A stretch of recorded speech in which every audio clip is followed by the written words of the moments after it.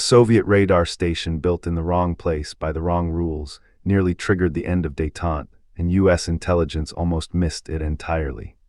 It's 1986. A CIA analyst named Fritz Ermarth is sitting in a secure briefing room in Langley, Virginia, staring at satellite photographs that shouldn't exist. What he's looking at, this sprawling radar complex rising out of the Siberian taiga near the city of Krasnoyarsk, represents a direct, unmistakable violation of the Anti-Ballistic Missile Treaty signed just 14 years earlier. The Soviets have built something they promised they never would, and the question everyone's asking now isn't whether they broke the treaty, it's how long they've been getting away with it. Let's rewind. The ABM Treaty of 1972 was the crown jewel of détente between the superpowers. It was meant to be a handshake across the abyss, a mutual agreement that neither side would deploy nationwide anti-ballistic missile defenses. Why? Because if one side built a shield, the other would build more swords, and the arms race would spiral into madness. The treaty allowed each nation exactly 2 ABM sites, strategic stability. They called it mutual assured destruction, but at least you could see it coming.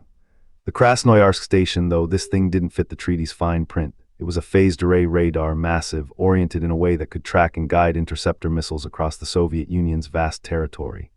The treaty allowed early warning radars. It did not allow this, not like this, not in that location. The Soviets claimed it was just an early warning system. American intelligence knew better. The provenance of every brick, every circuit, every antenna pointed to one conclusion: Moscow had cheated.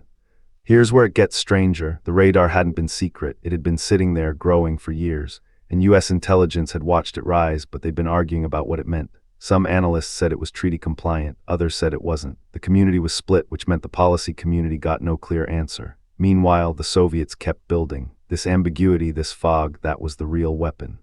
The breakthrough came from an unlikely source, a Soviet defector.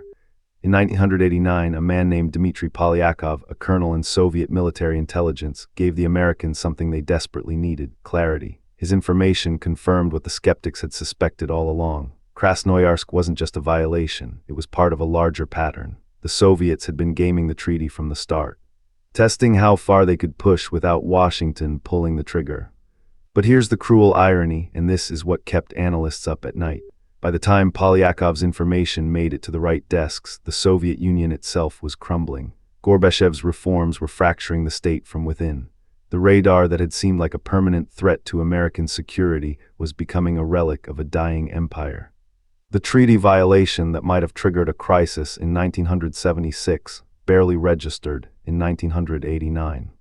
The Krasnoyarsk Radar teaches us something uncomfortable about Cold War intelligence. The most dangerous threats weren't always the ones you could see clearly.